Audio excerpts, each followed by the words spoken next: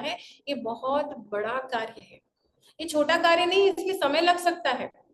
शादी के 5 साल बाद मैंने कंसीव किया, सोचिए, और कंसीव करने के बाद फिर मिसकैरेज हुआ, सोचिए। उसके बाद मैंने देखा कि क्या कमी रह गई, तो कमी ये रह गई कि जरूरी नहीं है कि हमारा शरीर भी उतना उपयुक्त है ऊर्जा को ग्रहण करने में। स्वामी जी ने एक बहुत अच्छी बात कही थी कि जो महिला नियमित ध्यान साधना करती है और जब वो डिलीवरी की टेबल पर होती है, तो मेरी जो फ्रीक्वेंसी है उस पर जल्दी, जैसे ही मैं उस पर चित्त रखता हूँ, उसका रिसीविंग स्टार्ट हो जाता है और नॉर्मल डिलीवरी घटित हो जाती है। आप देखिए कितनी सिंपल सी लाइन है, लेकिन उसमें कितना गूढ़ अर्थ छिपा हुआ है कि जो स्त्री प्रेगनेंसी में सुबह शाम ध्यान कर रही है, अपने आप को संतुलित रखे हुए, जब मैं मेरा चित्त उस पर रखूंगा, उसका रिसीविंग स्टार्ट हो जाएगा। तो ये देखिए कितना आध्यात्मिक स्तर है। उस आध्यात्मिक स्तर को महिला को, पुरुष को आना पड़ेगा, और जब वो उस स्तर तक आएगा तभी वो फ्रीक्वेंसी मैच होगी, तभी कार्य घटित होगा। क्योंकि गुरु माँ ने भी एक बार कहा था कि आपको अच्छी आत्माएं चाहिए, लेकिन उस अच्छी आत्माओं के लिए आप क्या कार्य कर रहे हैं, आप दिन भर कैसे विचार कर रहे हैं, आपके शरीर में इतनी पोटेंशियलिटी है कि नहीं है, आपकी फ्लेक्सिबिलिटी कैसी है, वो सब मायने रखती है। नहीं तो फिर ना राम मिली ना माया, हमारे हाथ में कुछ नहीं होता, कंसीव को देरी होती है। लेकिन फिर मैंने प्राप्त किया कि नहीं, मेरे बीपी अगर बढ़ा है तो क्यों बढ़ा है, मेरा अगर वेट गेन हुआ तो क्यों हुआ, मुझे क्या समस्या हुई तो क्यों हुई, उस तय तक जाना है और उस शरीर को बिल्कुल लायक बनाना है पुण्य अवतरण के लिए। ठीक है, तो उस चीज को मेरे साथ बहुत सारे लोग इस बात को रिलेट कर सकते हैं कि कैसे कैसे हमारे साथ ये चीजें आती हैं। और जब मैं डॉक्टर के पास भी जाती थी तो कहते थे नहीं सब ठीक है, हो जाएगा, इजीली हो जाएगा। और जब मेरा पहला जो कंसीव हुआ था उसमें भी मुझे कोई ऐसी दवाई लेने का नीड नहीं पड़ा था, नेचुरल कंसीव हुआ था, बट वो मिसकैरेज हो गया था। फिर मैंने जब योगा अभ्यास को प्रारंभ किया, मानेंगे नहीं, सतत मैंने 1 से 1.5 साल बहुत अच्छे से प्रैक्टिस किया, आसनास का प्रैक्टिस किया, प्राणायाम का प्रैक्टिस किया और नियमित ध्यान किया। तब मेरे शरीर में बहुत सारी फ्लेक्सिबिलिटी, बहुत सारी चेंजेस आए, और वर्ष 2019 में मैंने फिर नेचुरली ही कंसीव किया, और 2020 में अनुष्ठान में एक बच्चे का जन्म हुआ, स्वामी जी की छत्र छाया में हुआ, उनकी ब्लेसिंग्स के साथ हुआ, और नॉर्मल डिलीवरी हुई, और प्रसव पीड़ा भी मुझे नहीं हुआ, मुझे पता ही नहीं चला। स्वामी जी कितना बोलते हैं ना, एक खुशबू के साथ आप उसका जन्म होगा। पूरे वातावरण में इतनी खुशियां थी कि मेरी डॉक्टर क्यों इतनी खुश थी उसको नहीं पता था, सारी नर्सेस खुश थी, मेरे घर वाले बहुत खुश थे, इवन समर्पण का प्रत्येक साधक जो मुझसे जुड़ा हुआ था, उन सबकी प्रेयर के साथ वो घटित हुआ था, और जो मुझसे जुड़ा हुआ था उसने उस पुण्यात्मा अवतरण को फील किया था। ये दिव्य अनुभूति मेरे जीवन में घटित हुई, और मैं इतनी सेफ जर्नी में थी, मुझे पता भी नहीं था कि 2020 में जब पुण्य अवतरण हुआ फरवरी में, और मार्च में लॉकडाउन हो गया था। मुझे मेरे गुरुदेव ने उस हर समस्या से दूर रखा जिसका मुझे आदेशा भी नहीं था। आप बिलीव नहीं करेंगे, मैंने 6 महीना पहले आयुष मंत्रालय का एग्जाम दिया था, और मैं फॉरेन के लिए योगा के लिए एलिजिबल हो गई थी। मुझे जापान में जाने का, एक सेकेंड, और मुझे ऐसा था कि जापान जाके, चाइना जाकर के लेक्चर्स के लिए भी आप सोचिए कि जा सकते थे वहां पर, लेकिन मैं नहीं गई बिकॉज कि मैं कंसीव कर चुकी थी, और मुझे नहीं पता था चाइना में वहां पे लॉकडाउन था, मुझे नहीं पता था। और फैब में जब मेरी नॉर्मल डिलीवरी हो गई, मैं घर आई, उसके 1 महीने बाद भारत में भी लॉकडाउन हो गया। तो देखिए हर जगह से आपके पास अगर अच्छी आत्मा गर्भ में होती है तो आपको एक सुरक्षा कवच भी देती है। आप कहीं भी इजीली ट्रेवल नहीं कर सकते, फिर उसका अधिकार आप पे होता है, और अधिकृत शब्द का बहुत महत्व है। जब गुरु किसी शिष्य को अधिकृत कर देता है तो बराबर कार्य होता ही है, ये निश्चित रखिए। और आज के सेशन में अगर आपको लगता है कि कंसीव होने में देर हो रही है, तो इसमें भी गुरुदेव का भला मानिए, वो योग्य समय आने ही वाला है आपके जीवन में। इतनी हिम्मत रखिए और इतना विश्वास रखिए, क्योंकि मैं उस चीज से गुजर चुकी हूँ जो मैं आपको आज बात बता रही हूँ। क्योंकि मुझे भी जब मिसकैरेज हुआ, मुझे भी लगा कि ये क्या हो गया, अब कुछ नहीं हो सकता, लेकिन नहीं, मैंने कहा कि मेरा बुरा कुछ हो ही नहीं सकता। जब गुरुदेव साथ है और गुरुदेव इतने विश्वास से कहते हैं, तो हम क्यों नहीं उस चीज को कर सकते हैं। तो मेरा आज के सेशन में यही अनुरोध है कि किसी को थोड़ा देर भी हो रहा है तो बराबर आपके लिए कुछ तैयारी की जा रही है, बस आप योग एक ऐसा विषय है जो 3 एस्पेक्ट पे काम करता है, शरीर पर, मन पर और आत्मा पर। आत्मा गुरुदेव के लिए छोड़ लीजिए, क्योंकि आध्यात्मिक स्तर के गुरु हमको मिले हैं और आत्मा ने उसका चयन किया है, तो हमारी आत्मा में तो बहुत लेवल है कुछ अचीव करने का। बात आ जाती है शरीर और मन पर कार्य करने के लिए, तो कुछ ऐसे टिप्स मैं आपको दूंगी कि जिसको करने से सच में आप नॉर्मल डिलीवरी की तरफ जा सकते हैं, आपको इजी कंसीव हो सकता है। साथ ही मैं बड़ों से अपील करूंगी कि जो आपके घर में प्रेग्नेंट चाहते हैं कि होने वाले हैं, तो बड़े भी इसमें इन्वॉल्व हो, उनके लिए अच्छे से एनवायरनमेंट को क्रिएट करिए ताकि उनकी यात्रा सुगम हो सके। और बहुत सारे हार्मोनिकल इश्यूज होते हैं, चेंजेस आते हैं बॉडी में, कई बार हम कैसा रिएक्ट करते हैं, कई बार हमारी साइकिल कैसी होती है, कई बार अनियमित साइकिल, आजकल इतनी समस्या हो गई है पीसीओडी पीसीओएस की कि रेगुलर पीरियड्स नहीं आ रहे हैं लोगों को, और ये ऐसा प्रॉब्लम बढ़ते ही जा रहा है। ऐसा क्यों? ये हमारा लाइफस्टाइल डिसऑर्डर है, हम देर से उठते हैं, या हम ध्यान नहीं करते हैं, या एक दिन किया फिर छोड़ दिया, या योग भी हम एक्सरसाइज करते हैं फिर ड्रॉप कर देते हैं। ऐसा नहीं है। हमको, देखिए मैं बताऊं, योग दर्शन जब मैंने पढ़ा और मैं कॉलेज में जब पढ़ाती हूँ, तो मैं इतना ही कहती हूँ कि महर्षि पतंजलि ने एक ही स्टेटमेंट दिया है, पहला सूत्र ही दिया है कि अथ योगानुशासितम। जिसके जीवन में अनुशासन नहीं है, हम अचीव नहीं कर सकते। अगर हमारे पास लक्ष्य है पुण्य आत्मा अवतरण का, तो सबसे बड़ी बात है कि पहले हमें अनुशासित होना पड़ेगा, स्वयं के लिए जीना पड़ेगा। स्वयं के लिए, जैसे गुरुदेव कहते हैं, आधा घंटा आप निकालिए, 23.5 घंटे आपको ध्यान में रहना है। तो बिल्कुल सही बात है ये। ध्यान और योग की अवेयरनेस, आप कितना अवेयर है अपने शरीर के प्रति, आपके शरीर में क्या कमी है, कैसे उसको दूर करना है, कैसे ठीक करना है। Just observe yourself. जितना आप ऑब्जर्व करेंगे, आपको ठीक करना उतना आसान रहेगा। क्योंकि गुरुदेव हमारे साथ है, हमारे आसपास बहुत सारे अनुभव, एक्सपीरियंस डॉक्टर्स हमारे पास रहते हैं। कंसल्ट कीजिए उसको, आप अपनी साइकिल को पहले सेट कीजिए, और साइकिल को सेट होते ही, जैसे ही आप कंसीव करते हैं, और मैं बताऊं, योगा जो है, आप ऐसा नहीं कि आपने कंसीव किया आप तभी से स्टार्ट करें, नहीं। जब आप चाहते हैं कि आपको इस फील्ड में उतरना है, आपको माँ बाप बनना है, 1 साल पहले से इसकी यात्रा आपको स्टार्ट करनी है। अगर अभी आप कोई चाह रहे हैं कि हम कंसीव करें और कंसीव हो जाए और उसके बाद नॉर्मल डिलीवरी तक, इसमें समय लगता है, कई सारी चीजें होती हैं। इसीलिए आपको 6 महीना पहले, 7 महीना पहले उस शरीर के लिए भी आपको उतना ही कार्य करना है, आपके शरीर को उसके लिए तैयार करना है कि आप एक योग्य माँ बाप बन सके। इसके साथ ही जब योग शरीर पर कार्य करता है तो वो मन से भी जुड़ जाता है, और जब योग और मन जुड़ जाता है, शरीर और मन जब जुड़ जाता है, तो उसके बीच में कोई जोड़ने वाली योजक कड़ी है, तो वो है प्राण। तो थोड़ा सा मैं आपको बताऊंगी कि किस तरह से प्राण हमारे शरीर में कार्य करता है। उपनिषदों में प्राण को बहुत बड़ी दर्जा दी है, आयु का नाम दिया है, ठीक है। एक कुत्ता कितने वर्ष जीता है, एक गिलहरी कितना वर्ष जीती, चूहे कितना वर्ष जीते हैं, वही कछुआ कितने वर्ष जीता है, इसमें बहुत अंतर होता है, ठीक है।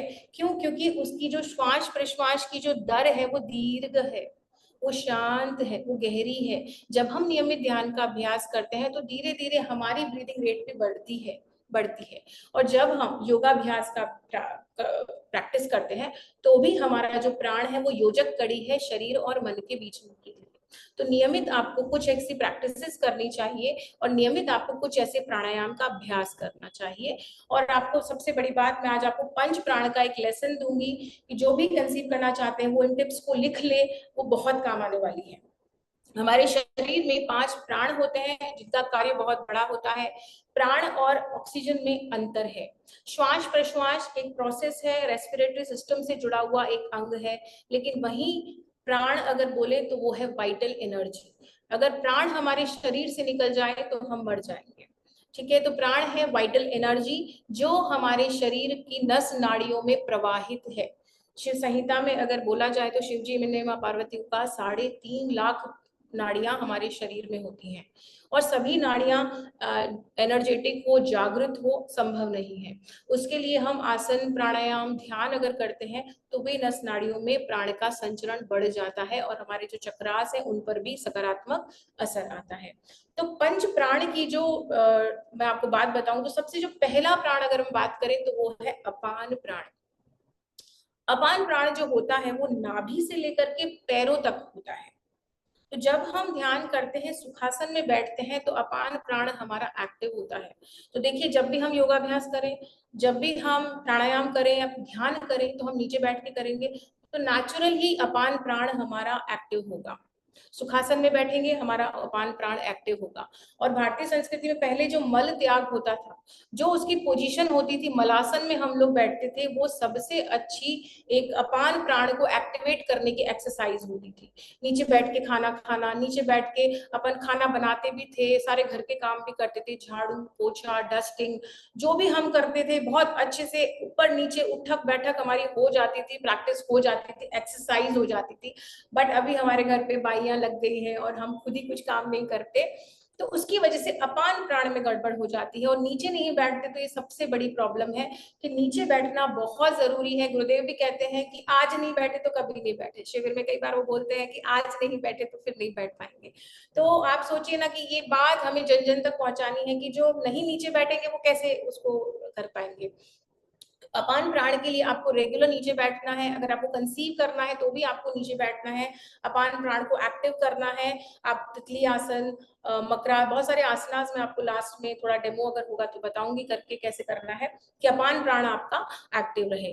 दूसरा, आजकल वेस्टर्न टॉयलेट्स हो गए, हम वो ज्यादा यूज करते हैं, इसीलिए भी हमारे अपान प्राण में थोड़ी सी कमी आई है। और हो सके तो सुबह उठ के कुछ देर मलासन का आप अभ्यास कीजिए, ताकि आपके पैरों की स्टेमिना बढ़े, आपकी फ्लेक्सिबिलिटी बढ़े, आपकी जो पेल्विक बोन्स है वो थोड़ी सी रिलैक्स हो, आप बटरफ्लाई करें। मतलब कुछ मिला के है कि आपको पृथ्वी तत्व का सानिध्य लेना ही पड़ेगा। बिना माँ के गोद में गए आप कुछ नहीं अचीव कर पाएंगे, तो आपको अपनी माँ से तो जुड़ना पड़ेगा। उसके लिए आधा पौना घंटा आपको एक्सरसाइजेस, आसनास, पृथ्वी के संपर्क में रहने से आपको ये अपान प्राण ठीक हो सकता है। एक्सक्रीटरी सिस्टम से जुड़ा हुआ है, बच्चे का गर्भ से बाहर आना, उसमें ये अपान प्राण ही चाहिए जो नीचे की ओर कार्यरत होता है। मैं आपको लास्ट में अपान मुद्रा भी बताऊंगी कि जब आप कंसीव कर ले और 8वां महीना आपका कंप्लीट हो जाए, तो 9 मंथ से आप अपान मुद्रा का अभ्यास करें, ताकि आप नॉर्मल डिलीवरी के लिए भी तैयार हो सकते हैं। क्योंकि ये सब प्रैक्टिसेस मैंने की है, उसी हिसाब से मैं आपको बता रही हूँ कि ये चीजें आप करेंगे तो आप अच्छे सुगम नॉर्मल डिलीवरी की ओर जा सकते हैं।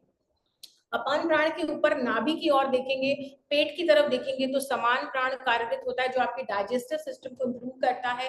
क्योंकि कई बार होता है जब हम कंसीव कर लेते हैं तो हमें कॉन्स्टिपेशन रहता है, कब्ज की समस्या रहती है, और फिर हमें दिक्कत होती है मल को पास करने के लिए। तो आप क्या कीजिए, थोड़ा प्राणायाम सीख लेंगे तो आपका समान प्राण भी बहुत अच्छे से एक्टिव होगा। नीचे तो आप बैठ ही रहे हैं, उससे अपान प्राण एक्टिवेट हो रहा है, लेकिन आप अनुलोम विलोम कर रहे हैं, कुछ ऐसी चैंटिंग्स कर रहे हैं, या आप ध्यान कर रहे हैं, तो भी आपका समान प्राण बहुत अच्छे से काम करता है। और उसके ऊपर का जो प्राण होता है, उसका नाम ही प्राण है, वो हृदय से लेकर के कंठ तक उसका स्थिति होता है।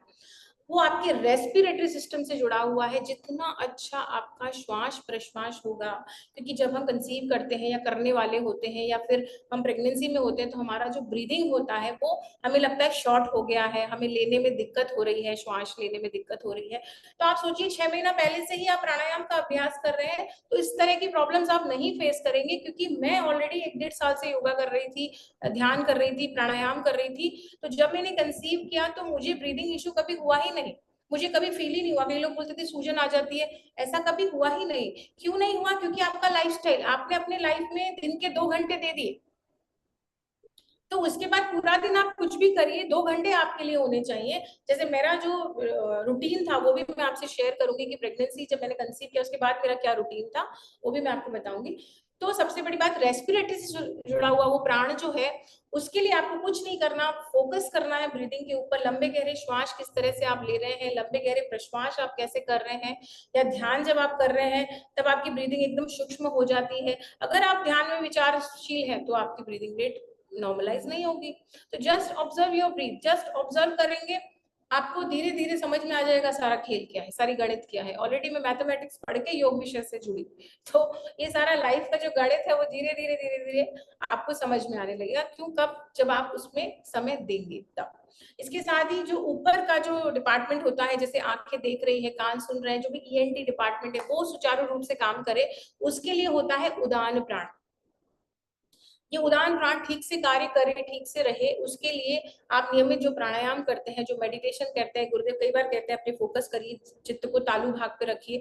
ये सब क्या है? ये अपर पार्ट की ओर जो आपका प्राण वायु है उसको भी बैलेंस करता है। और अंतिम जो प्राण है वो व्यान, जो हमारे पूरे शरीर में व्याप्त है, जैसे रक्त जो है, जो ब्लड है वो पूरे बॉडी में है, तो उसी तरह से जिस प्राण की कमी हो जाती है वहां ये व्यान प्राण पहुंच के अपने कार्य को सुगम कर लेता है। इसके साथ ही पंच उप प्राण भी होते हैं, नाग, कुर्म, कृकल, देवदत्त, धनंजय। ये 5 प्रकार के उप प्राण होते हैं जो साथ साथ काम करते हैं। जैसे डेथ के समय धनंजय प्राण काम करता है, कुछ देर तक उसको बॉडी को रखता है और बॉडी फूलती है, तो वो सारा प्रोसेस जो होता है वो धनंजय प्राण करता है। आंखों का झपकना भी कुर्म प्राण है।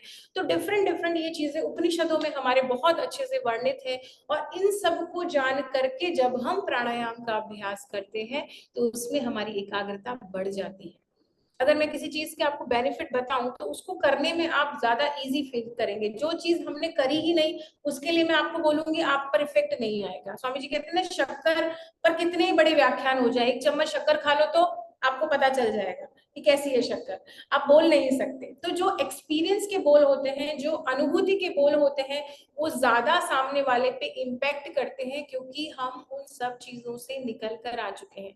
जिस डॉक्टर ने मुझे कहा था कि आपकी डिलीवरी लेट सोते हुए होगी, आप कोई भी काम नहीं कर पाएंगे, आप झुक नहीं पाएंगे, आप सीढ़ियां नहीं चढ़ पाएंगे, मैंने 9 मंथ में भी रनिंग किया हुआ है, मैंने जंप किया हुआ है, मैंने सूर्य नमस्कार किया हुआ है, मैंने प्राणायाम की हर वो एक्टिविटी की है। कई बार मैं आपको फोटोग्राफ्स मेरे शेयर करूंगी, कुछ वीडियोस भी मैं आपको शेयर करूंगी कि मैं सब कुछ किया, क्योंकि मेरे अंदर वो विल पावर था, गुरुदेव का ग्रेस था, और मेरे साथ महर्षि पतंजलि का पावर था, जिनका योग दर्शन पढ़ करके मैंने योग विषय को जाना। और पिछले 10 सालों से मैं पढ़ा रही हूँ, पढ़ रही हूँ, बहुत सारी चीजें हम कर रहे हैं। लेकिन ये जो आत्मविश्वास है, ये वास्तव में आपको इस पार से उस पार जरूर ले जाएगा। इस बार का सेशन अब मैं चाहती हूँ कि अभी जो भी सुन रहा है इस मार्ग से वो उठे और अपने लक्ष्य की ओर पहचाने। उठो, विवेकानंद जी कहते हैं उठो जागो, तब तक मत रुको जब तक कि लक्ष्य की प्राप्ति ना हो जाए। तो जब 2015 में मेरा ऐसा केस बिगड़ा था, तो 2019 में मैंने कंसीव किया और 2020 में मैंने उस चीज को, लक्ष्य को अचीव किया। तो मुझे अच्छा लगा कि नहीं, जो था वो मैंने प्राप्त किया, और गुरुदेव का छत्र छाया में वो सब चीज घटित हुई। सामूहिकता का उसमें बहुत बड़ा योगदान रहता है। तो ये सारी चीजें मैं आपके सामने इसीलिए लेकर आई हूँ कि कोई भी अगर ऐसा कुछ प्रश्न है तो हम सत्र के बाद में जरूर लेंगे, और आप डेफिनेटली हर चीज वो प्राप्त कर सकते हैं जिस चीज के आप हकदार हैं और आप चाहती हैं कि हम करें। बस एक पहल करने की आप ठान लें कि हमें ये करना है। जितना विल पावर आपके अंदर होगा आप सब कुछ अचीव कर सकते हैं। तो प्राण का मैंने आपको विषय समझाया, और आज मैं आपको थोड़ा सा पंचकोश के बारे में बताऊंगी। चूंकि मैं योग विषय से हूँ, योगाचार्य हूँ, तो कई बार हमारे कंसेप्ट नहीं होते हैं हमारे पास कि हम योग क्यों करें। गुरुदेव बहुत अच्छा मिशन है उनका कि योगासन ही योग नहीं है। बिल्कुल सही बात है कि केवल एक पादान योग की लेकर के हम समग्र योग की बात करें, ऐसा नहीं होगा, ठीक है ना। तो हमको समग्र योग समझना है, समग्र योग को जानना है, तभी हम योग की हर स्थिति को पहचान सकते हैं। बहुत अच्छी स्टोरी जैन दर्शन में है, और गुरुदेव बताते हैं कि 5 अंधे मित्र कहीं जा रहे थे और हाथी के स्वरूप को वो पहचान रहे हैं अपने अपने तरीके से, बट ऐसा संभव नहीं है। एक योग्यता इसी में है कि सब पूरे स्वरूप को कोई जान ले तो योग को समझ जाएंगे हम। तो पंच प्राण हमने जाना, इसी तरह से आज मैं पंचकोश की थोड़ी सी नॉलेज आपको देती हूँ, ताकि आपको डिलीवरी के टाइम ये सब बातें अगर ध्यान में रखेंगे तो आपको बेनिफिट मिलेगा। देखिए, योग जो है वो शरीर, आत्मा और मन पर कार्य करता है। तो हमारा जो देह है वो जो दिखाई दे रहा है, दैट इज कॉल्ड अन्नमय कोशा। ये फूड से चलेगा, तो आपका आहार विहार बहुत अच्छा होना चाहिए, सात्विक आहार विहार होना चाहिए। अगर आप पुण्य आत्मा अवतरण करना चाहते हैं तो आपका डाइट भी वैसा ही होना चाहिए, जो आप खाएं तो मन शांत रहे आपका, और 9 महीने में बच्चे पर भी एक सकारात्मक ऊर्जा बनी रहे, आपका ऑरा अच्छा रहे। तो सात्विक आहार उसमें आएगा। भगवत गीता में भी आहार के लिए बहुत अच्छी अच्छी बातें की गई है कि सात्विक आहार मस्ट है, और मन के साथ वो खेलता है। आपने कुछ खाया, उसका इफेक्ट सबसे ज्यादा किस पर पड़ेगा? मन पर पड़ेगा, और मन को ही तो हमें कंट्रोल करना है। और मन जैसे कंट्रोल होगा, योग चित्त वृत्ति निरोध, चित्त की वृत्तियों का निरोध होना ही योग है, जिसका स्वामी जी भी बात कर रहे हैं कि मन में जितनी वृत्तियां हैं उन वृत्तियों को खाली कर दें। उन वृत्तियों को खाली करने के लिए तो हम क्या कर रहे हैं? हम योगाभ्यास कर रहे हैं, हम आसन कर रहे हैं, हम प्राणायाम कर रहे हैं, मेडिटेशन कर रहे हैं, कैसे भी करके उस योग को, उस चित्त को वृत्ति मुक्त कर रहे हैं। ठीक है, तो वो प्रैक्टिस से ही हो पाएगा। तो प्रैक्टिस का सबसे पहला पार्ट है आपका डाइट। आपका आहार बहुत अच्छा होना चाहिए, क्योंकि आप एक बहुत बड़े मिशन के साथ जुड़ रहे हैं। और सेकंड, अन्नमय कोशा, आचार और विचार। आप कैसे विचार करते हैं वो भी हमारे देह पर दिखते हैं, तो उसका भी बहुत इफेक्ट है कि आप विचार कैसे करते हैं। आप सात्विक फूड खाएंगे, आपके विचारों में वैसे भी सात्विकता उभर करके आ जाएगी। हिंसा आप तभी कर सकते हैं अगर हिंसा करने की प्रवृत्ति आपके भीतर निहित हो। अगर आप नियमित योगाभ्यास करते हैं, ध्यान करते हैं और ऐसे सामूहिकता में रहते हैं, तो आपकी सात्विकता बढ़ जाती है कई गुना तक। तो अन्नमय कोशा आपका अच्छे आचार विचार से होगा, अच्छे एक्सरसाइज करने से वो डेवलप होगा। इसके बाद आता है प्राण, प्राणमय कोश। प्राणमय कोश कैसे बूस्ट होगा? वो होगा प्राणायाम करने से। आप नियमित आधा घंटा अगर प्राणायाम करते हैं तो आपका प्राणमय कोश हेल्थी होगा। और इसके बाद आता है मनोमय कोश। मन और शरीर को जोड़ रहे प्राण। अगर प्राण कंट्रोल हो गया तो मन भी कंट्रोल हो जाएगा। हठ प्रदीपिका में स्वामी स्वात्माराम ने कहा है, चले वातम चले चित्तम। जब तक वात चलायमान है, चित्त भी चलायमान है। जब तक प्राण चलायमान है, चित्त भी चलायमान है। जहां वात स्थिर हो गया, चित्त भी स्थिर हो गया। ठीक है, पूरे मन पूरी दुनिया में घूम रहा है और प्राण भी उसके साथ अगर ट्रैवलिंग करने निकल गया तो ध्यान नहीं लगेगा। तो पहले प्राणायाम करके आप अगर प्राण को कंट्रोल कर लो, तो धीरे धीरे मन कहाँ जाएगा वो भी आपके पकड़ में आसानी से आ जाएगा। तो मन को कैसे कंट्रोल करें? मंत्रों के द्वारा। मंत्र वो जो आपको कंट्रोलिंग दे, मन पे कंट्रोल करे, वो मंत्र होता है। तो कोई भी मंत्र का जाप आप कर सकते हैं, और हम ध्यान करते हैं तो चैंटिंग हम करते ही हैं, तो मंत्र का भी सतत आप जाप करेंगे तो मन भी आपका स्ट्रॉन्ग होता चला जाएगा। और उसके बाद आता है विज्ञान में कोशा, वो आपके मेडिटेशन पार्ट से जुड़ा हुआ है। जब आप ध्यान करते हैं तो आपका जो इंटेलेक्चुअल पार्ट है, मोहग्रस्त हो गया था अर्जुन, उसे समझ नहीं आ रहा था कि वो क्या करे, तो उसने विवेकी कृष्ण से बात की कि मैं तो अब कुछ नहीं कर सकता, मैं नहीं लड़ सकता। लेकिन जब विवेकी बुद्धि आपके भीतर कृष्ण रूपी आ जाए, तो आप सब कुछ कर सकते हैं। तो इसीलिए विवेक ज्ञान बहुत जरूरी है। जो जो विज्ञान में कोश है, वो आपके बुद्धि को विवेकी बनाता है। इसीलिए आप जब मेडिटेशन करते हैं तो स्वामी जी बोलते हैं कि आपके डिसीजन पावर्स आप अच्छे लोगे। ये करना है कि ये नहीं करना है, इस तरह की जो आपाधापी हमारे चित्त में रहती है ना, हम कभी स्थिर नहीं हो पाते। लेकिन अगर कोई मेडिटेशन प्रैक्टिशनर होगा, उसको पता पड़ जाएगा नहीं मुझे यही करना है, इस तरह का जो विश्वास आपके मन में ला दे, वो विज्ञानमय कोश आपको हेल्दी करता है। वही मेडिटेशन आपके चित्त को स्ट्रॉन्ग करता है कि नहीं हमें करना है तो करना है। वन सिंगल थॉट, आप बिल्कुल समय नहीं गवाएंगे कि ये करना है, मुझे रेड पहनना है कि ब्लू पहनना है, नहीं हटाओ आज ब्लू पहनना है। आप बहुत जल्दी डिसीजन लेंगे, मुझे यहाँ जाना है कि वहां जाना है, नहीं बस मुझे वो करना है। आप अपनी लाइफ में बहुत कम समय में बहुत बड़े डिसीजन तभी ले सकते हैं जब आपकी बुद्धि जो हो वो विवेकशील हो, जब आपका विज्ञानमय कोश आपके साथ हो।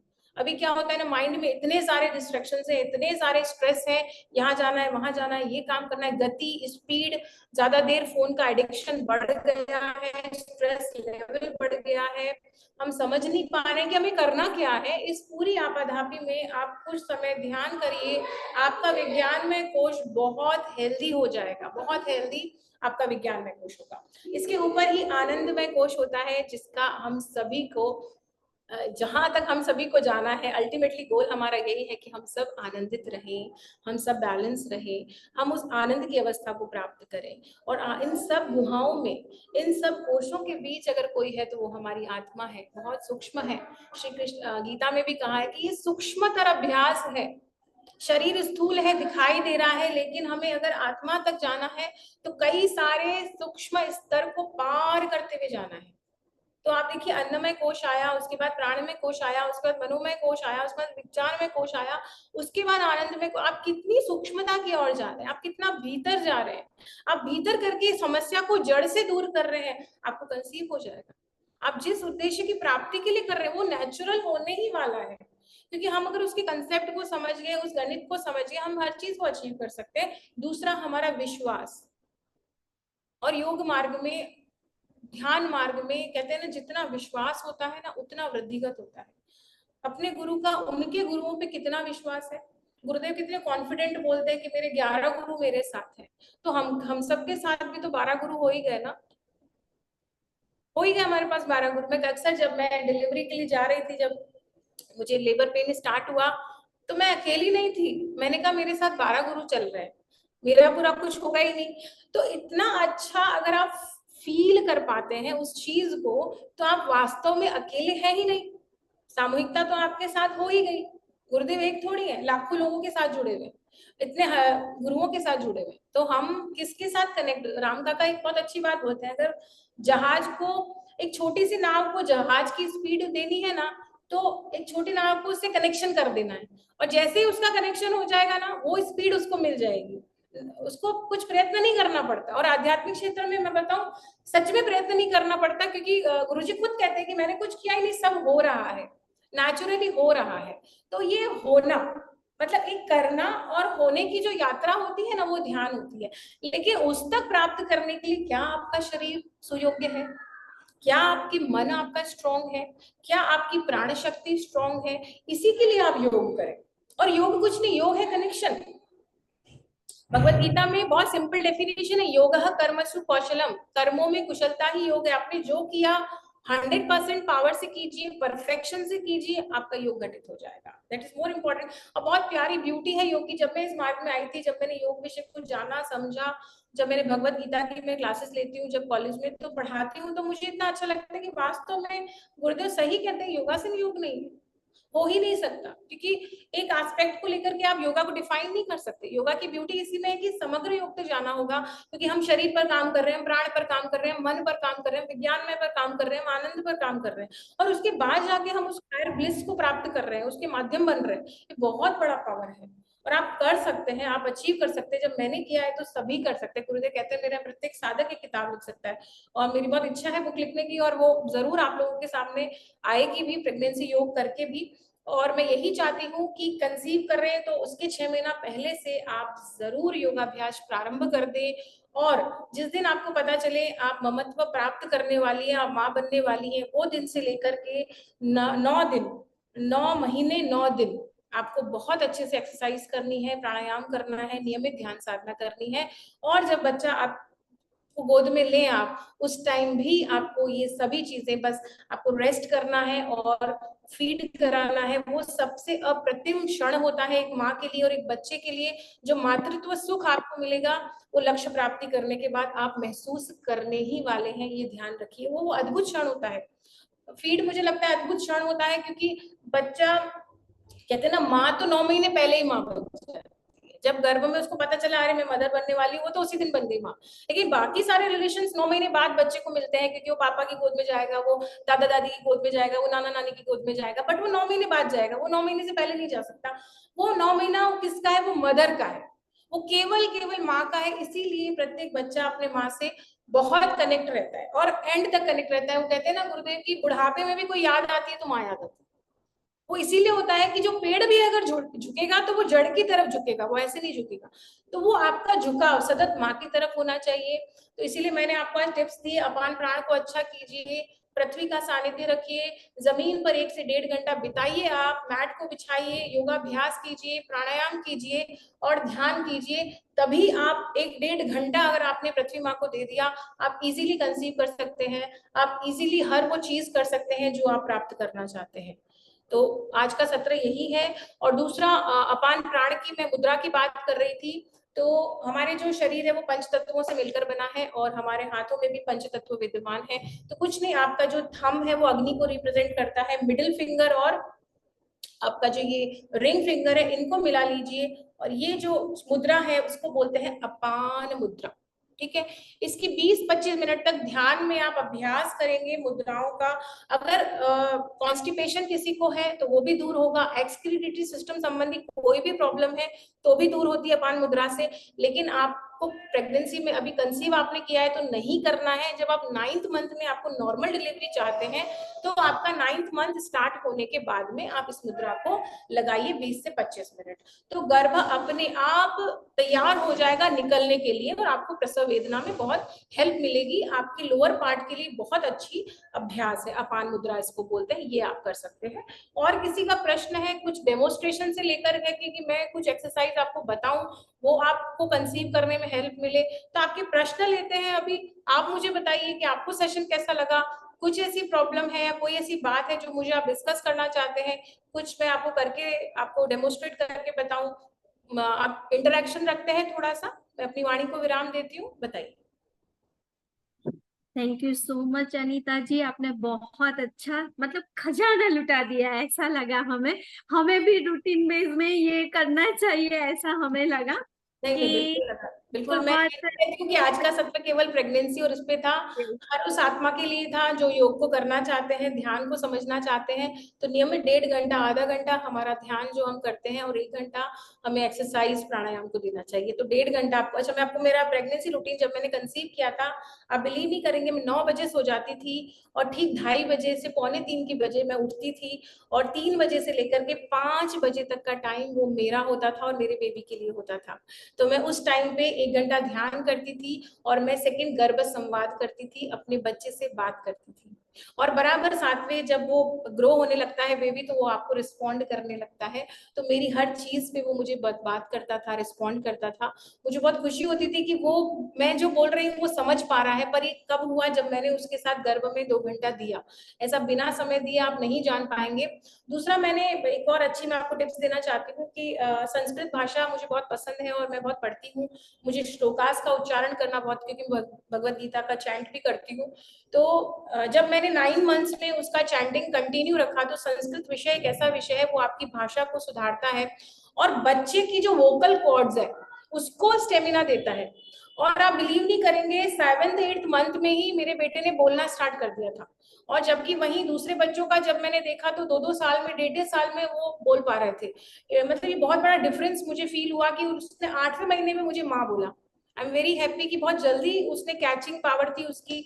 और बहुत छोटी छोटी बातों पे वो रिएक्ट करता था, होने के बाद और गर्भ में भी वो रिएक्ट करता था ड्यू टू चैंटिंग्स। आप और जब सुबह में 1 घंटा ध्यान कर लेती थी, उसके बाद मैं कुछ म्यूजिक सुनती थी। मैंने कबीर वाणी बहुत सुनी, और इसके साथ ही मैंने विवेकानंद के 6 वॉल्यूम्स कंप्लीट किए। मतलब मैंने बहुत सारा स्वाध्याय भी किया। मैं ये भी कहना चाहती हूँ कि आप जितना स्वाध्याय करेंगे ना, उतना आप विज्ञानमय कोश को हेल्दी रख पाएंगे। और स्वाध्याय और ध्यान ऐसी चीज है जो विज्ञानमय कोश के लिए बनी है। और उसके बाद हम धीरे धीरे उस आत्मा के, क्योंकि देखिए मैं बताऊं, आप डायरेक्टली आध्यात्मिक स्तर की बात नहीं कर सकते। हमारे जो गुरु है ना, बहुत उच्च कोटि हो गया।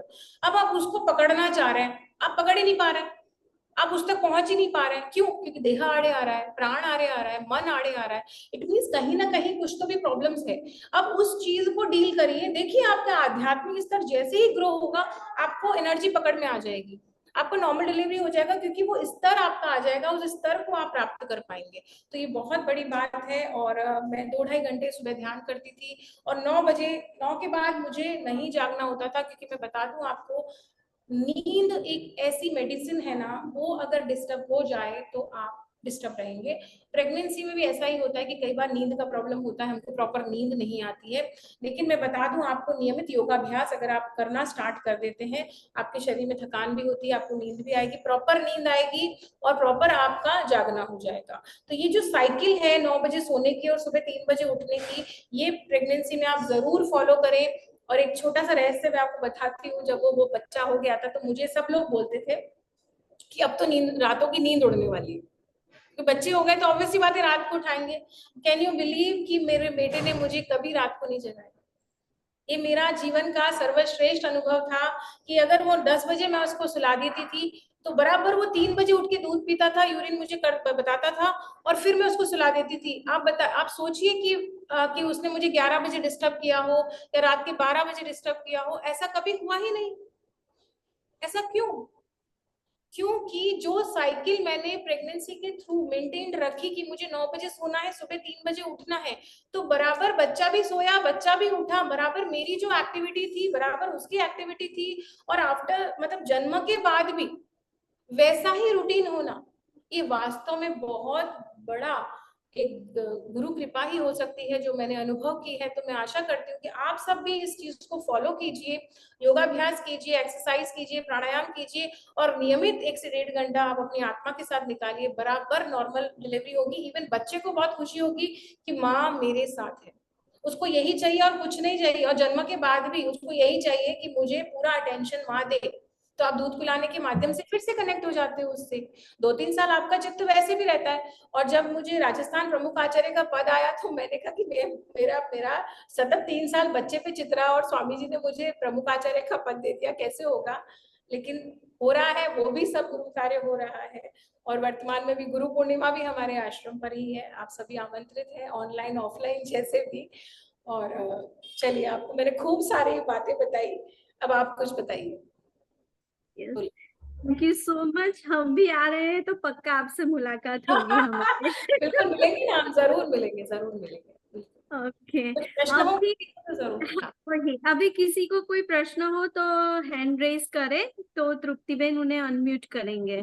Please welcome. इनका जो हाँ, ज्ञान का खजाना आ रहा है वो सब उसका लाभ उठाइए।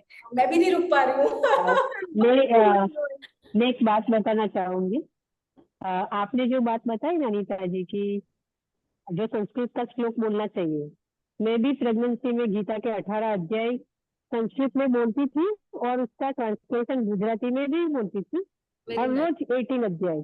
बहुत बढ़िया। तो मेरी बेटी भी 8 महीने में भी इतनी बोलती थी, इतनी मस्त स्पष्ट बातें करती थी ना, ये बहुत बड़ा सबको चमत्कार है ना एकदम अभी। सरप्राइज होता था। हाँ, बिल्कुल, हाँ, नहीं तो नहीं, मैं you are exactly correct right. बात हाँ। को, बिल्कुल आई एम टोटली एग्री, क्योंकि मैंने भी उस चीज को किया। और मैं तो भगवत गीता की जब पढ़ाती हूँ कॉलेज में, तो मैं बच्चों को यही सिखाती हूँ कि जितना आप टेक्निक्स करेंगे, जितना आप लर्निंग करेंगे और संस्कृत जितना आप कम्युनिकेशन करेंगे, आपका ब्रेन एक्टिव होगा, आपके left and right brain balance होगा और बच्चे पे उसका सकारात्मक असर होता है। बहुत अच्छा, मंत्रों का उच्चारण तो अद्भुत है, अद्भुत है। और हमारी भारतीय संस्कृति में तो हाँ, इतनी प्यारी चीजें हैं ना, कोई करे बस।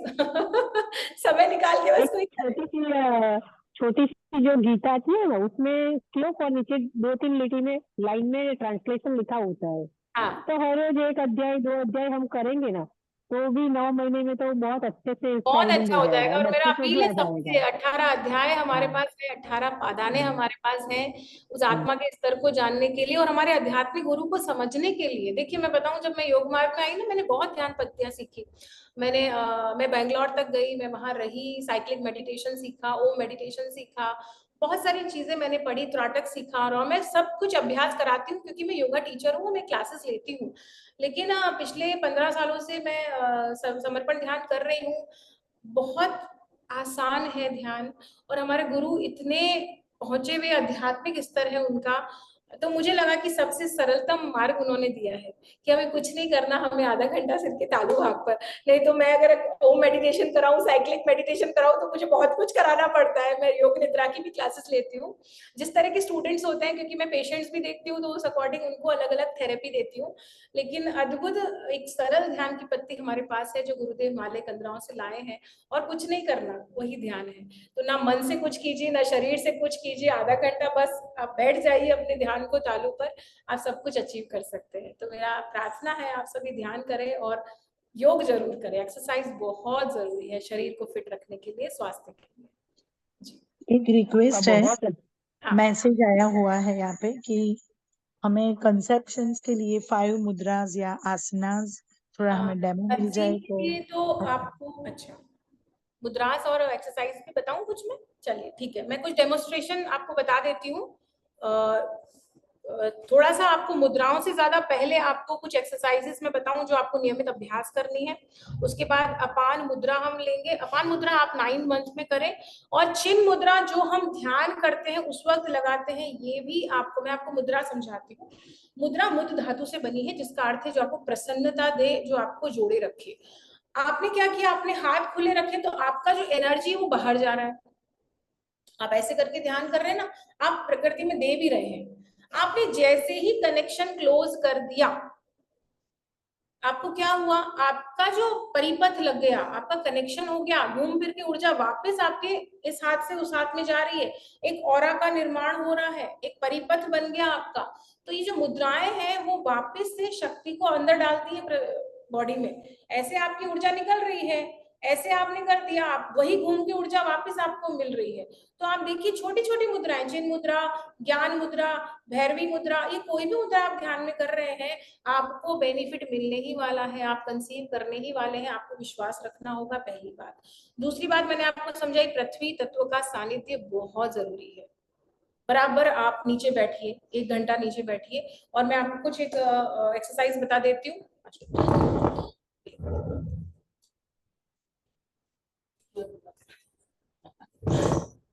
दीदी। हाँ दीदी, हाँ हाँ बोलिए। क्या हम कंसीव करके भी ये एक्सरसाइज कर सकते हैं? बिल्कुल करना है, आपको करना ही है, पहले दिन से करना है। क्योंकि मेरा कुछ आपका डेट अकॉर्डिंग इंस्ट्रक्शन आपको चाहिए होगा, आप बिना टीचर के नहीं करें ऐसा। अच्छा, क्योंकि मेरा 1.5 महीना हाँ जैसा हुआ है, तो मैं क्या कर सकती हूँ ये हाँ, एक्सरसाइज? इजीली आप पर किसी गाइड के सलाह में करें, टीचर्स के सलाह में करें, क्योंकि मैंने तो पूरा स्टडी किया उस दौरान, प्रेगनेंसी के दौरान ही, तो वो सारी एक्सरसाइज मैं करती थी। मैं भी क्लास लेती हूँ, तो आप जुड़ सकते हैं, फोन पे आप अपॉइंटमेंट ले सकते हैं, जैसा भी है आपको गाइड होगा, ऑनलाइन मेरी क्लासेस रहती हैं। और इसके अलावा भी अगर आपको ऑफलाइन ज्वाइन करना है तो आप उधर भी अपना, पर आप अंडर किसी गाइडेंस में ही करें, क्योंकि ऐसी चीज होती है ना कि अभी 1.5 महीना ही हुआ है और फर्स्ट ट्राइमेस्टर है, तो वो बहुत इंपॉर्टेंट है, तो थोड़ा सा आप ध्यान से करिए, और पर करिए जरूर। देखिए, एक में मेरे पास ऐसे केसेस आते हैं कि प्रेगनेंसी मतलब 9th 8th मंथ में आएंगे, अब उनको मैं स्पॉट्स भी कराऊंगी, कुछ भी कराऊंगी ना, उनकी बॉडी पेन होगा, क्योंकि उन्होंने पूरा नहीं किया ही नहीं, और फिर एकदम से मैं करा नहीं सकती, तो आपको देखिए फर्स्ट डे से करना पड़ेगा, ये बात है। तो आप करिए, अच्छे से करिए, धीरे धीरे कीजिए, स्लो कीजिए, और जो अभी मैं आपको बता रही हूँ वो भी आप कर सकती हैं। तो सबसे पहले तो एक कैट एंड काउ ब्रीद हम करेंगे, वो ब्रीदिंग के लिए बहुत अच्छा है। दूसरा मैं आपको बताती हूँ, जब हम श्वास भरते हैं तो पेट को फुलाते हैं। आजकल ऐसा प्रॉब्लम आ गया है कि स्ट्रेस बहुत होता है ना, तो लोग उल्टा ब्रीद करने लग गए हैं, तो ऐसा हाँ। हमें नहीं करना है। जब हम श्वास भरेंगे पेट को फुलाएंगे, जब हम एक्सहेल करेंगे पेट अंदर जाएगा, इस बात का विशेष विशेष ध्यान रखेंगे, राइट ब्रीदिंग हमको करनी है।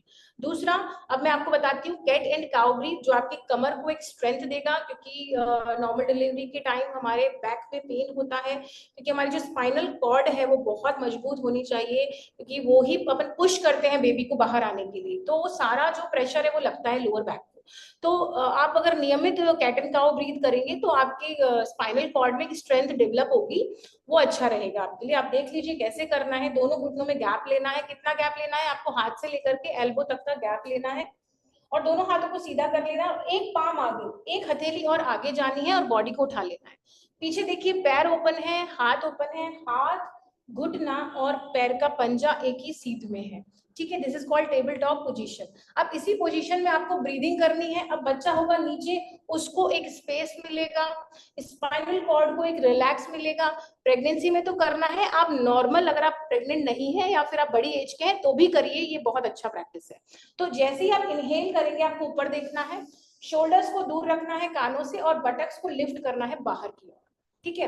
अब जैसे ही आप एक्सहेल करेंगे, चिन को कोलर बोन से लगाएंगे एंड हंच करेंगे, जितना आप हंच कर सकते हैं उतना हंच करेंगे। फिर से आप इनहेल करिए and exhale, hunch your back, inhale again, श्वास भरिए और श्वास को छोड़िए, तो नीचे चिन को कोलर बोन से लगाइए, बेली इन, जब हम श्वास छोड़ेंगे पेट अंदर जाएगा, जब हम श्वास भरेंगे पेट को फुलाएंगे, this is the right way of breathing. तो इस तरह से आप कैट एंड काउ ब्रीथ करेंगे, बहुत अच्छा है, प्रेगनेंसी में किया जा सकता है, बिल्कुल। और जब आप 8th 9th मंथ हो जाते हैं, आपके घुटनों में वैसे भी गैप है, अच्छा खासा गैप ले लो और रिलैक्स करो, हाथ आगे ले लो, ये भी रिलैक्सेशन आपको बहुत अच्छा होगा, क्योंकि आपके पेट को अच्छी स्पेस है ब्रीदिंग के लिए, और बच्चा अगर गर्भ में है तो वो भी रिलैक्स फील करता है। बट आपको टीचर के गाइडेंस में ही करना है, आपका कौन सा मंथ चल रहा है अभी, कैसे क्या करना है आपको, तो वो सारा चीजें हमको देखना होता है। बट ये रिलैक्सेशन पोजीशन है, इसमें जो घुटने हैं बहुत वाइडर है, वाइड है, वाइड होंगे तो आपके स्टमक को एक स्पेस मिलेगा ब्रीदिंग लेने का, और ये रिलैक्स भी करता है ब्रेन को, क्योंकि ब्लड का फ्लो आपके हेड रीजन में जा रहा है, तो आपको रिलैक्स करना है। आप धीरे धीरे उठेंगे, फिर रिलीज वज्रासना। अगर आप पहले दिन से करेंगे तो ही 9th मंथ में कर पाएंगे, क्योंकि आपका वेट गेन हो जाता है बहुत, 10 kg आप गेन करते ही, 12 kg आप गेन करते ही, उस वेट को कैसे आप कैरी करोगे? कैरी करने के लिए आप हर ट्राइमेस्टर में उस वेट को कैरी कर रहे हो और अपने में स्टेमिना ग्रो कर रहे हो, तो आपको पहले दिन से करना है। मैं तो कहती हूँ पहले दिन से नहीं, आपको पिछले 1 साल से करना पड़ेगा जब आप कंसीव, क्योंकि मैं खुद कर चुकी हूँ, इस चीज को। और देखिए मैं बताऊं, पहले की बात और थी, अभी हम ऑनलाइन बहुत जॉब्स करने लग गए। लैपटॉप, अब गोदी में बच्चे को खिलाने की होती है, लैपटॉप में आप लैपटॉप रख के काम कर रहे हैं तो उसकी जो वाइब्रेशंस होते हैं वो पूरे यूट्रस को खराब कर देते हैं। तो आप प्लीज, आपसे ये भी अपील है कि अगर आप जॉब करते हैं, ऑनलाइन मोड पर हैं, तो आप टेबल कुर्सी पे बैठिए, सीधा बैठिए, कमर को सीधा रखिए और लैपटॉप्स को, मोबाइल्स को अपने पेट से दूर रखिए प्लीज। ये बहुत बड़ी मेरी आपसे अपील है कि अगर आप ये चीजें करना चाहते हैं, और आप सभी थोड़ा सा नेचर से फ्रेंडली होइए, और आपको काम है तो आप काम के दौरान उसको यूज कीजिए, फिर आप थोड़ा सा वॉक कीजिए, टहलिए। तो जितना आप ये चीजें प्रोसेस में लाएंगे उतना आपका यूट्रस में हेल्दी वर्क करेगा। क्योंकि अगर हम थोड़ा भी पैनिक होते हैं, थोड़ा भी स्ट्रेस होता है, तो हमारे लोअर एब्डोमेन पर बहुत फर्क पड़ता है। कई बार हमको कॉन्स्टिपेशन हो जाता है, घबराहट हो जाती है, यूट्रस का दिक्कत होने लग जाता है। तो ये सब फंक्शन ऑर्गन्स अच्छा काम करें, हमको रिलैक्स होना है, तो रिलैक्स के लिए सारा योगा अभ्यास है। ठीक है, अब आप पैर खोल लीजिए दोनों। रेगुलर करना है, हमको करना है हाफ बटरफ्लाई। राइट लेग को उठाते हुए लेफ्ट थाई पे प्लेस करना है और हमको बटरफ्लाई करना है, ऊपर नीचे 1 2 3 4 5। इस तरह से हमको 20-30 टाइम्स हमको ये करना ही है, बिकॉज हमको पेल्विक फ्लेक्सिबिलिटी देनी है। ठीक है, अपान प्राण को हेल्दी करना ये बहुत जरूरी है हमारे लिए। और फिर रिलैक्स करेंगे, धीरे से पैर को सीधा करेंगे, फिर दूसरे पैर से हमको अभ्यास करना है।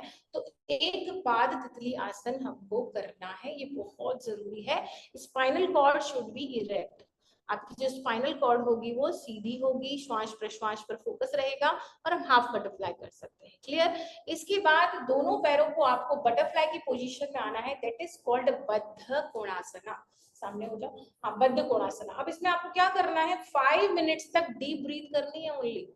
लंबा गहरा श्वास भरना है और एक्सेल करना है, लंबा गहरा श्वास भरना है, एक्सेल करना है। अगर आपका वेट ज्यादा है, आप पिलो पर बैठिए, आप पैरों को वाइड कीजिए और take long deep breath, inhale and exhale, inhale and exhale, inhale and exhale, just breathe.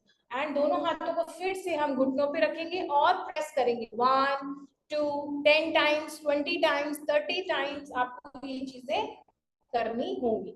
जितना आप बटरफ्लाई को करेंगे, हाफ बटरफ्लाई को करेंगे, वो आपके आगे जाके नॉर्मल डिलीवरी में काम आने ही वाला है और अपान प्राण को आपके हेल्दी करने वाला है। तो cat and cow breath, butterfly, malasana. आप खड़े हो जाएं, स्क्वाट्स अगर आप कर सकते हैं तो वो हम सेकेंड ट्राइमेस्टर में, थर्ड ट्राइमेस्टर में अक्सर करवाते हैं, हाथों को सामने लेके।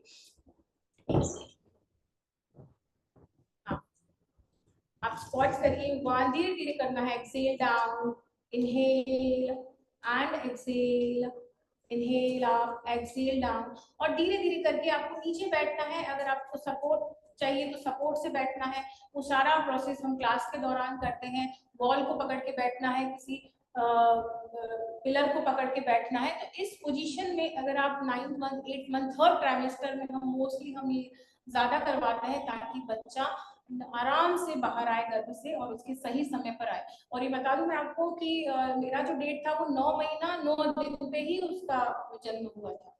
और बच्चा गर्भ में बहुत सुरक्षित रहता है, तो इसलिए पहले जन्म होना उसके स्वास्थ्य की दृष्टि से, माँ के स्वास्थ्य की दृष्टि से भी अच्छा नहीं है। अगर वो कहते हैं ना परिपक्वता हो, अगर पका हुआ आम हो तो ये मीठा लगता है। तो बस वही है कि आप ज्यादा देर गर्भ को अपने में ठहर पाएंगे, बहुत अच्छी बात है। और नियम है, प्रकृति का नियम है कि कोई चीज पका हो गई है तो वो होगा ही होगा। ठीक है, तो आपको मलासन में आपको बैठना है 5 से 7 मिनट, जितनी देर आप बैठ, कुछ पकड़ के भी हम आपको बिठाएंगे जैसे आपका प्रोसीजर इजी हो जाए। क्लियर? तो ये एक्सरसाइज आपको नियमित करनी है। इसके साथ ही लॉन्ग ब्रीदिंग आपको करनी है, लंबा श्वास भरना है, लंबा छोड़ना है। इसके साथ अनुलोम विलोम जो हम करते हैं कि राइट नॉस्ट्रिल को बंद रखते हैं, लेफ्ट से श्वास भरते हैं और राइट से छोड़ते हैं, फिर राइट से भरते हैं लेफ्ट से। तो कुछ अभ्यास, कुछ टेक्निक्स ऐसी होती है वो आप नियमित कर सकते हैं, अनुलोम विलोम का अभ्यास कर सकते हैं। कपालभाति क्रिया हमें नहीं करनी होती है क्योंकि उसमें फोर्सफुली एक्सिलेशन होता है, हम श्वास को बाहर फेंकते हैं। ऐसी चीजें हमें नहीं करनी है जो हमारे को तनाव दे, स्ट्रेच दे। और ब्रीदिंग को हमें, वैसे कपालभाति बहुत अच्छा अभ्यास है, नॉर्मल अगर आप करना चाहते हैं तो बहुत अच्छी बात है, लेकिन प्रेगनेंसी में हमें नहीं करने देते हैं, भस्त्रिका हम नहीं करवाते हैं। बिल्कुल लाइट आपको म्यूजिक सुनना है। अपान मुद्रा आपको करनी है कि आपका जो थंब है, मिडिल फिंगर, रिंग फिंगर को मिला करके ऐसे आपको मुद्रा करनी है और इसको मुद्रा को टाइम देना है 20 से, पास करना कैमरा को, 20 से 25 मिनट आपको इसका प्रैक्टिस करना है, तो आप इसको अचीव कर सकते हैं। और इसके साथ अपान प्राण आपको 9th मंथ में ही लगानी है। इसके साथ अगर आपको दूसरी मुद्रा है तो मैंने कहा चिन्ह मुद्रा आप बना लीजिए, भैरवी मुद्रा बना लीजिए, ये सभी मुद्राएं बहुत अच्छी हैं।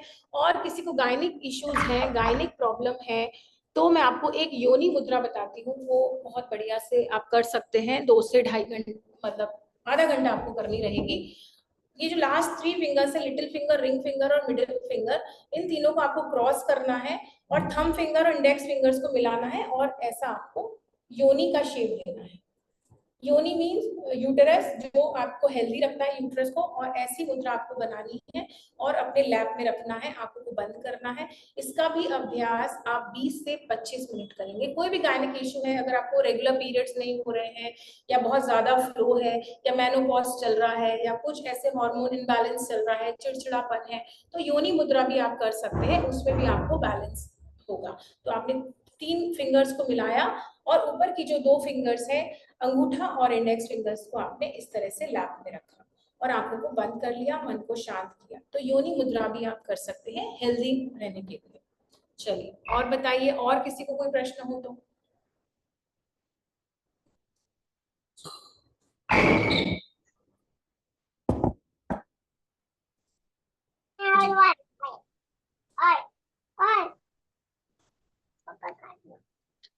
कैसा लगा सेशन? प्लीज आप जरूर से फीडबैक्स दीजिएगा। और मैं इतनी खुश हुई कि स्वामी जी ने रात को 10 बजे इस मैसेज को रिले किया, सब जगह भेजा। वेरी लकी कि पूरे सेशन में उनका सानिध्य मुझे मिला और आप सभी को, हम सभी को मिला।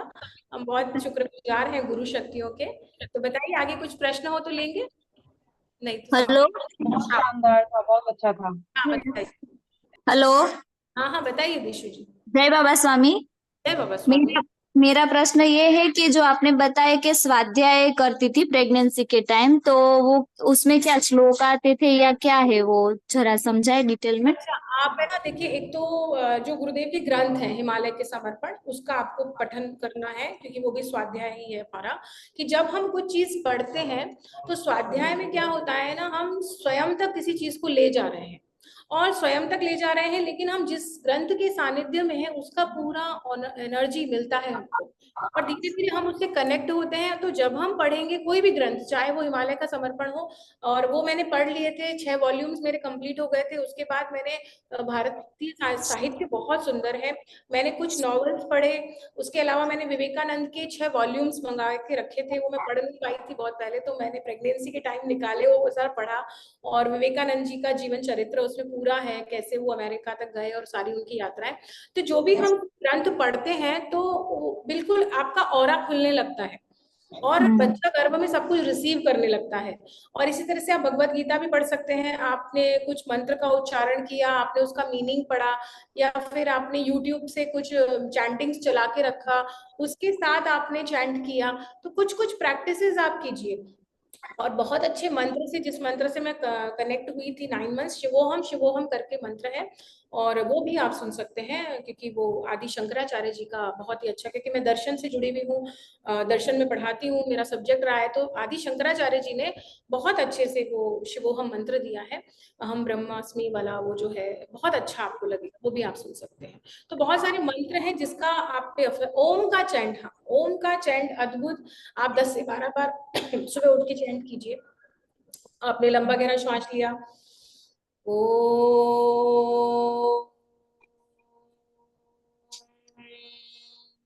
इस तरह से आप 12 से 15 बार उच्चारण कीजिए, आपको खुद ही फील होगा, आपको बहुत एनर्जी फील होगी। आपका एनर्जी ड्रॉप हो रहा होगा ना आपका ओम का चैंट से, वो सारा, क्योंकि म्यूजिक बोलते हैं ना, एक नाद चलता रहता है, एक साउंड आसपास चलता रहता है, तो उस नाद तक जाने के लिए ना आप मंत्रों का सहारा ले सकते हैं और वो आपको अचीव हो सकता है। ओके, धन्यवाद, थैंक यू। जय बाबा स्वामी दीदी। हाँ આપણે રેગ્યુલર ધ્યાન में बैठते हैं तो गुरुदेव बताते हैं ना खुला हाथ रखो, तो हम कैसे नहीं नहीं बिल्कुल बिल्कुल, देखो मैं बताऊं ना कि कोई भी टेक्निक होती है ना, वो जो बोले ना वैसा ही करना चाहिए। एक्चुअली देखिए मैं भी बहुत बहुत ध्यान सीखे, लेकिन जो पद्धति है ना वैसा ही फॉलो करने का है।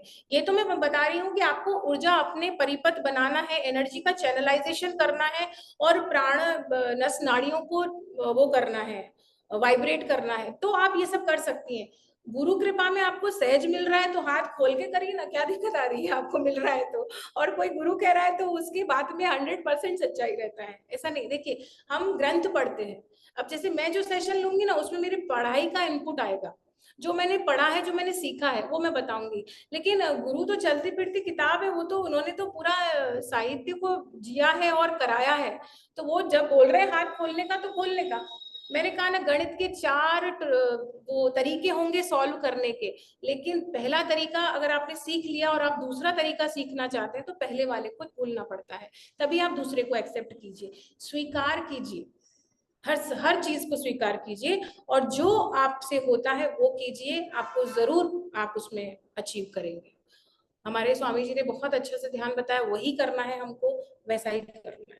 आप चिन्ह मुद्रा लगा के करें, कोई मना नहीं करेगा, आप कर सकते हैं। ये प्रैक्टिस है सारी, ये अभ्यास है। और हर चीज भारतीय संस्कृति, स्वामी जी कहते हैं आज भी पन्ने खाली हैं, कोई लिखे तो वो संस्कृति बन जाती है। वो श्रुति ज्ञान है जो वेदों से आया है, तो जो भी है वो सही है, कुछ भी इसमें अंतर नहीं है। जी बताइए।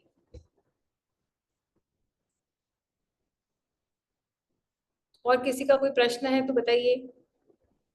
हाँ जय बाबा स्वामी दीदी। हाँ हाँ 38 वीक प्रेगनेंसी बेटर है या 40th वीक डिलीवरी अच्छा रहेगा? ऐसा नहीं है, 9 मंथ्स लगते ही हो जाता है डिलीवरी, बेटर ही है, ऐसा कुछ नहीं है। कंप्लीट होता है तो और अच्छा है। मैंने कहा ना गर्भ में जितना शिशु रहता है ना वो प्रोटेक्टिव रहता है, और बाहर आने के बाद हमारे जिम्मेदारियां, हमारे कार्य, हमारे पूरे परिवार को भी बढ़ जाता है। और वैसे बेस्ट है 9 मंथ्स अगर हो गए हैं या 9 मंथ्स चल रहा है तो बेटर है, बेस्ट है, ऐसा कुछ नहीं है। बस होना नॉर्मल चाहिए, मेरा यही आशा है, इच्छा है कि वो जो नॉर्मल होता है तो बच्चे के लिए भी अच्छा है, हमारे लिए भी अच्छा है। और हम इस चीज से गुजरते हैं क्योंकि हमारे पेरेंट्स भी गुजरे, लेकिन अभी क्या होता है ना ऐसा एनवायरनमेंट हो गया है कि नॉर्मल करना ही नहीं चाहता, क्योंकि हम उसके पीछे वो एनर्जी नहीं डालते हैं। वरना हमें करना ही वो चाहिए क्या, ताकि हमारा शरीर भी स्वस्थ रहे, हम भी स्वस्थ रहे। आप बताइए ना, जैसे ही नॉर्मल डिलीवरी हुई तो मेरी डॉक्टर ने बोला चलो अब सब कुछ आप खा सकते हो, आप अच्छे से सब कुछ कर सकते हो, मतलब हमको कितनी फ्रीडम मिल गई। और ऑपरेट होता है तो फिर अपने को उसका प्रिकॉशंस देखना पड़ता है, हमको खाने पीने में भी ध्यान रखना पड़ता है, और दर्द भी होता है, बच्चे को भी आप 100% नहीं दे सकते हैं। तो वो थोड़ा सा, इसीलिए मैं चाहती हूँ कि आप अभी से ही मेंटली प्रिपेयर हो जाएंगे ना तो उस चीज को अचीव कर सकते हैं और उस आनंद को आप प्राप्त कर सकते हैं। फिर भी देखिए कई बार ऐसी चीजें होती हैं जब हम नॉर्मल नहीं कर सकते और हमारा होना ऑपरेशन से ही होता है, तो भी सहर्ष रहिए। देखिए जिसको जैसे आना है वैसे आने दीजिए, अपने आप को पैनिक करने की कोई जरूरत नहीं है। आप ध्यान कर रहे हैं बहुत और तो भी आपका नॉर्मल नहीं हुआ, इसका ये मतलब नहीं है कि आप कुछ, देखिए हमारा शरीर है, मैंने आपको बताया ना, एक सामाजिक जगत रहता है, व्यवहारिक जगत रहता है, हमारा डीलिंग, हमारी सोच सब कुछ आड़े आती है, हमारे अंदर क्या कुछ प्रॉब्लम भी हो सकती है, और डॉक्टर कह रहा है कि नहीं ऑपरेशन होगा तो ठीक है, आपको हर चीज में सहज रहना है, यही तो ध्यान सिखाता है हमको। भाई अर्जुन कितनी प्रॉब्लम में था, वो कह रहा था कि मैं नहीं कर सकता कुछ, मेरे ही रिलेटिव्स है, मैं कैसे फाइट करूं, लेकिन विवेक ज्ञान था उसके साथ और उन्होंने योद्धा की भूमिका निभाई। जो जिस समय पे सही होता है उसको होने दीजिए, किसी में भी अपने विचारों को आड़े मत आने दीजिए। आप इतना फ्लेक्सिबल हो जाए। मैं थोड़ी विचारों में थी कि नहीं मेरा तो नॉर्मल, मैं चाहती जरूर थी नॉर्मल हो, लेकिन समटाइम्स कुछ प्रॉब्लम आ जाती तो मैं कहती ना हाँ डॉक्टर जो बेस्ट हो मेरे लिए वो होना चाहिए। तो आपका 101 समर्पण होना चाहिए, आत्मा कैसे भी आए वो तो आनी ही है। लेकिन हाँ हम प्रिपेयर है मेंटली नॉर्मल के लिए तो हमारे चांस बढ़ जाएंगे, 80% चांस हो जाएंगे, 20% सिजेरियन होंगे। लेकिन हम जब हॉस्पिटल जाएं 80% सिजेरियन और 20% नॉर्मल, ऐसा नहीं होना चाहिए। हम जाएं पूरा परमात्मा के साथ लेके, 12 गुरुओं को साथ लेके जाइए ना और बोलिए नॉर्मल ही होगा, होगा बराबर।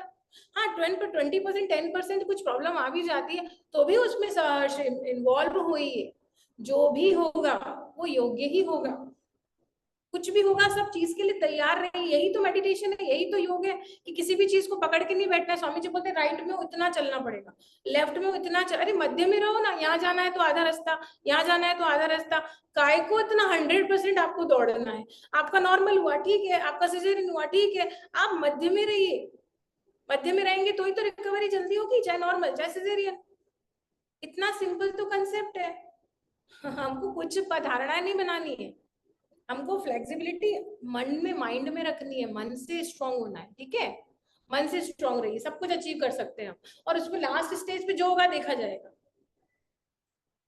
हम बहुत प्रैक्टिस करें वर्ल्ड कप हम ही जीतेंगे, पर लास्ट में कैसी सिचुएशन बचती है, क्या उस समय क्या परिस्थितियां, देखिए सब कुछ बदलते रहता है। तो हमको हर परिस्थिति में संतुलित रहना है, हर परिस्थिति में बैलेंस रहना है, और फिर पारी खेलनी है परमात्मा ने जो दी है, तो आप बैलेंस रखेंगे। कुछ भी अपेक्षा, कुछ भी मन में नहीं होना ही चाहिए। नहीं, स्वामी जी कहते हैं मध्य में रहो, होगा तो भी अच्छा है, नहीं होगा तो भी अच्छा है। आप तो मध्य में रहेंगे, आप मध्य में रहिए, बैलेंस रहिए, जो भी होगा हम एक्सेप्ट करेंगे, ठीक है। आप हैप्पी हेल्दी रहेंगे, बच्चे को अच्छा संकेत मिलेगा। आप पैनिक रहेंगे, नहीं होना ही चाहिए, ऐसा नहीं। आप मध्य में रहिए, मेरा बुरा कुछ नहीं हो सकता, परमात्मा ने मुझे सब कुछ दिया है, मैं उस चीज को फेस करना चाहती हूँ। मेरे पेरेंट्स ने जब नॉर्मल किया है तो मैं भी करके देखती हूँ ना। ये तो एग्जाम है, आप टॉप करिए, आपके 80% है, आपके 60 पास तो सबको होना ही है। एक क्लास से दूसरी क्लास में तो जाना ही है, चाहे वो 50% वाला हो, चाहे वो 60 हो, चाहे 70 हो, चाहे 80 हो, चाहे 100 हो। हम इस बार से उस बार तो गुरुदेव हमको लगा ही देंगे। बात होती है अचीव करने की, बात होती है हमारे विश्वास की, वो हमारा कैसा है। सबका अलग अलग होता है, सबको अलग अलग मिलता है, जैसा विश्वास होता है वैसा मिलता है। क्लास में 50 बच्चे हैं, हर कोई फर्स्ट थोड़ी आता है, पर मिलता सबको है, सब आगे जाते हैं। कोई पीछे, एक माँ कभी किसी बच्चे को पीछे छोड़ के थोड़ी आगे जाती है, सबको लेके। स्वामी जी कितना कहते हैं कि तुम सबको मैं लेके चलता हूँ, अगर मेरा एक बच्चा भी छूटता है तो मेरा ध्यान उधर होता है। तो आप देखिए ना, आपका उनका ध्यान आपके ऊपर ही है, तो आप उनके ध्यान में रहिए और बराबर बहुत अच्छे से कार्य होगा। बस नियमित ध्यान साधना करिए। जब स्वामी जी ने बोला है कि जो व्यक्ति रेगुलर ध्यान करता है, मैं जैसे ही उस पर चित्र रखता हूँ और काम हो जाता है, तो इसका मतलब ही आपके पास आंसर मिल गया आपको, आपके हाथ में मेडिटेशन है, बस आप ध्यान करिए, आपको सारे सिग्नल्स मिलेंगे। मुझे मिला तो प्रत्येक को मिलेगा। चलिए समाप्त करें। Just a last question. Thank you very, very much for the beautiful session. It was very nice. And secondly, बस मुझे एक last question पूछना है. Probably I would have missed it in your session. But ये exercises जो daily हमें करनी है, ये हमें कितनी देर तक करनी है daily basis पे? आपका कंसीव है अभी या क्या? हाँ. अच्छा अच्छा, ठीक है। वैसे आपको मैट पे 1 घंटा तो बिताना ही है, तो आपके अकॉर्डिंग टू ट्राइमेस्टर आपको करना पड़ेगा। वैसे देखा जाए तो 20 मिनट्स आप कीजिए, एक्सरसाइज कीजिए, 10 मिनट्स आप चैंटिंग्स और 10 मिनट्स प्राणायाम आप बहुत अच्छे से कीजिए, क्योंकि अनुलोम विलोम, भ्रामरी प्राणायाम बहुत अच्छा है मेडिटेशन के लिए। अकारा उकारा मकारा उच्चारण मैं मेरी क्लास में अक्सर नादानुसंधान का प्रैक्टिस करवाती हूँ। इसके साथ ही आप मैट पर योग निद्रा का अभ्यास, इतना लाभान्वित है, मेरे चैनल पर वो है भी, मैं आपको सेंड कर दूंगी सभी को। वो भी आप योग निद्रा का जितना अभ्यास करेंगे, मैट पर आप 1 घंटा बिताइए। अगर आपने कंसीव कर लिया और आप अकेले हैं, रूम बंद कर लीजिए, आप मैट पर आ जाइए, 1 से 1.5 घंटा आप और आपका बेबी और आपका आसन। इसमें आप 20 मिनट का ध्यान भी करेंगे। रेस्ट ऑफ टाइम आप कुछ देर एक्सरसाइज करेंगे, 15 मिनट, 20 मिनट, 10 मिनट्स का मैंने आपको कहा, आप चैंटिंग्स कीजिए, मंत्र सुनिए। उसके बाद आप कीजिए ये अपना प्राणायाम कीजिए। प्राणायाम मत छोड़िए, प्राणायाम एक ऐसी चीज है जो आपके पंच प्राण को ठीक करता है, हेल्दी करता है, और लास्ट के डिलीवरी के लिए आपकी ब्रीदिंग को अच्छा रखेगा। और जैसे ही आपको बोलेंगे आप पुश करिए, बिल्कुल आपका ब्रीदिंग आपके साथ होगा। उस टाइम पे क्या होता है ना, ब्रीदिंग आपके साथ नहीं होता है, आप तो होते हो पर ब्रीदिंग नहीं होता। ब्रीदिंग आपको डीप ब्रीथ करना है, और उसको आप दीजिए ना 10 मिनट अनुलोम विलोम को। आप 5 मिनट प्रैक्टिस कीजिए अनुलोम विलोम की, इसके साथ चैंटिंग कीजिए, मकारा की चैंटिंग कीजिए, षणमुखी मुद्रा बनाइए। बहुत सारी टेक्निक्स है भ्रामरी प्राणायाम की, उज्जयी प्राणायाम आप कीजिए। उज्जयी प्राणायाम की ये सब देखिए, ये सेशन जो है ना क्लास लेने के लिए बहुत कम है, ये थ्योरेटिकल सेशन है ताकि मैं आपको बता सकूं इतनी सारी चीजें होती हैं। लेकिन आप ये सब सीखिए और करिए अपने टीचर से या जिससे भी आप सीखना चाहें, मेरे सेशंस लेना चाहें, जैसा भी आपको लगता है, बट आप कीजिए। मैं चाहती हूँ कि आप 1 से 1.5 घंटा अपने मैट के साथ। Okay, thank you very, very much. हाँ, There was some. जय बाबा स्वामी दीदी। जी दीदी थोड़ा गुरु शक्ति अवतरण के बाद गुरु शक्तियों के पेरेंटिंग के लिए भी थोड़ा गाइड करिए ना प्लीज। अरे फिर वो मैं कहती हूँ कि एक सेशन हम और रखेंगे, क्योंकि पेरेंटिंग एक बहुत बड़ा विषय है। बहुत बड़ा सब्जेक्ट है, छोटे से में मैं नहीं बताना चाहूंगी क्योंकि पूरा बच्चे का लाइफ उस पे होता है निर्भर, और एक माँ के लिए हम करेंगे कभी टाइम मिलेगा, मौका मिलेगा तो हम पेरेंटिंग पे एक सेशन रखेंगे बिल्कुल। हाँ जो हाँ, जरूर जरूर, मेरा बेटा प्लीज 4.5 साल का है और जो जो जरूर हम किया वो मैं आपको बताऊंगी बिल्कुल। जरूर करना हो। मेरी बच्ची भी 4.5 साल की है, वो भी गुरु आह्वान से ही आई है अरे और वाह, उसका बहुत भी अच्छा। गुरुदेव बस ने ही बस रखा है। क्या चाहिए बच्चों को? 2 चीजें चाहिए, प्यार और अटेंशन। उसको इतना अटेंशन दीजिए कि उनको लगे कि हम ही हैं। बस अटेंशन दीजिए, उनको यही लगता है कि हम कुछ हैं और हमारे सुनते हैं पेरेंट्स। एक्चुअली क्या रहता है ना, पेरेंट्स बहुत बिजी रहते हैं, ये जो फेज रहता है ना बच्चे के जन्म के बाद का, उसमें बच्चा थोड़ा इग्नोर्ड भी फील करता है क्योंकि मदर अगर जॉब में है और जैसे फादर भी अगर वो जॉब में है ही ऑब्वियसली, तो दोनों का समय बहुत कम मिल पाता है, या आजकल वर्किंग वुमेन्स हो गई तो बच्चा थोड़ा इनसिक्योरिटी की ओर जाता है, उसका ऑरा थोड़ा सा डल फील करता है वो। मैं चाहती हूँ जितनी देर भी बच्चे के साथ रहें, केवल बच्चे के साथ रहें, आप फोन के साथ भी ना रहें, आप घर में किसी भी चीज के साथ, अब बच्चे तो मतलब वही है आपका एक, वो टाइम उसको देना है तो वो टाइम फिर किसी और का नहीं हो सकता, वो उनको चाहिए तो चाहिए, तभी वो आए इस धरती पर, नहीं आपके समय के लिए तो आए हैं, तो कम से कम उन पर थोड़ा ध्यान दीजिए और उनके सामने ये सब चीजें मोबाइल्स वगैरह कम यूज करें क्योंकि उनके हेल्थ पर भी दिक्कत होती है। और हम लेंगे, सेशन लेंगे, बिल्कुल लेंगे। जरूर लेना हो मैडम। हाँ thank you so much Anita ji, आपने आपका कीमती समय निकाल के हमें को इतना अच्छा मार्गदर्शन दिया। सभी को हाँ, जय बाबा स्वामी। मेरी आवाज आ रही है? हाँ आ रही है आपकी आवाज आ रही है। हाँ, थैंक यू सो मच आपका इतना कीमती समय हमें देने के लिए और इतनी ब्यूटीफुल जर्नी हमारे साथ शेयर करने के लिए। और सभी को बताते हुए खुशी हो रही है कि आज से जो भी सेशन स्टार्ट हुए उन सभी का रिकॉर्डिंग हो रहा है और जल्द ही हम यूट्यूब पर अपलोड भी करेंगे। और इतनी सामूहिकता में जुड़ने के लिए भी आपके सभी का हृदय से मैं आभार व्यक्त करती हूँ। और आप ये सेशन में इंटरेस्ट ले रहे हो, बहुत बड़ी बात है। और अनीता जी, आपने इतना अच्छा मार्गदर्शन दिया कि पूरे समय वाइब्रेशन आ रहे थे और आज तो साक्षात गुरु जी का चित्त है, तो और आनंद आनंद ही है। तो आ, आपका हृदय से मैं आभार व्यक्त करती हूँ। और हम शॉर्ट में उनका सेशन फिर से रखेंगे, पेरेंटिंग के ऊपर भी हम रखेंगे। और इनका समय हम फिर से लेंगे अनीता जी, तो आप रेडी रहना उसके लिए। और मैं तृप्ति जी से आज रिक्वेस्ट करती हूँ कि वो शांति पाठ करवाए। आज जो भी जूम लिंक का अरेंजमेंट है वो तृप्ति बहन ने करवाए हैं, जो कि वो बड़ौदा से है और रिकॉर्डिंग भी कर रहे हैं, तो मैं उनका भी धन्यवाद करती हूँ। तृप्ति जी, आप शांति पाठ करवाइए।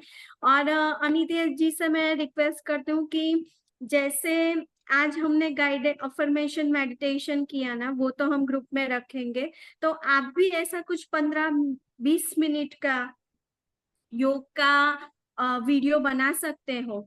तो वो हम क्या कि जो शुरुआत में है या नॉर्मली जो कर सके, जिनको हम गाइड कर सके, तो आप ऐसा बना दो तो हम अगले सेशन में वो पहले प्रेजेंट करेंगे। और आपकी कोई अलग से यूट्यूब चैनल हो तो वो भी बता दीजिए, नवीन जिसको योग सब मेरा फॉलो कर चैनल है और सके। चैट पे आपको डाल दिया है मैंने, चैट पे आप देख लीजिए, नवीन योग करके चैनल है, उस पर अच्छा, मैंने कुछ वीडियोस दे रखे हैं, प्राण के ऊपर भी मेरा लेक्चर है, दूसरा उस अच्छा, योग निद्रा का सेशन है मेरा, उस पर आप जरूर योग निद्रा करिएगा, आपके मेडिटेशन में बहुत इंप्रूवमेंट आने वाला है। अगर आपको नींद के रिलेटेड कोई समस्या है, आपको लंबे समय तक नींद नहीं आती है या बहुत देर बाद आपको नींद आती है, तो प्लीज मैं आज ही कहूंगी कि आप सभी लोग जितने भी अभी आप मीटिंग में हैं, आप जरूर योग निद्रा का अभ्यास करिए और करके देखिए कोई भी चीज हम करते हैं ना तभी हम उसका लाभ लेते हैं, जैसे किया नहीं तो कुछ पाया नहीं, करेंगे तो आप बहुत पाएंगे। और पिछले 15 सालों से बहुत गुरुदेव ने दिया है और रिसीविंग भी किया है, और हर अलग अलग टॉपिक्स पे मैं लेक्चर्स भी लेती हूँ, तो योग निद्रा बहुत ब्यूटीफुली एक वीडियो बना हुआ है, आप जरूर उसका लाभ लीजिएगा। और ये जो आप कह रिकॉर्डिंग कब मिल सकता है? ये वाला रिकॉर्डिंग जैसे हम शॉर्टली अपलोड करेंगे यूट्यूब के ऊपर। और जो ग्रुप है ना हमारा, गुरु पुण्य आत्मा अवतरण, गुरु हाँ। शक्ति आवाहन ग्रुप है, उसके अंदर शॉर्ट करेंगे, क्योंकि आज ही रिकॉर्डिंग हुआ है तो क्या प्रोसेस है हमारे लिए भी नया है, तो मैक्सिमम 2-3 डेज में हम अपलोड कर देंगे। बिल्कुल बिल्कुल, और निश्चित ये करिए, कौन सा अगर ग्रुप है? आप एक काम कीजिए, मेरा नंबर है वो आप सेव कर लीजिए और मुझे पर्सनली व्हाट्सएप पे हाई भेजना, मैं आपका नंबर उसमें ऐड कर दूंगी। मेरा नंबर है 997896 एक second. 99 789 hmm 69714। Okay, thank you very much. या मोस्ट वेलकम डियर। किसी को और जानकारी हो आप पर्सनल भी कांटेक्ट कर सकते हैं, तो आप यूट्यूब पे भी मेरा नंबर भी है और व्हाट्सएप पे भी अपन बात कर लेंगे, कोई ऐसा दिक्कत नहीं है। हम फिर ये सेशन लेंगे, ऐसा कुछ नहीं, जैसे ही मुझे टाइम मिलेगा।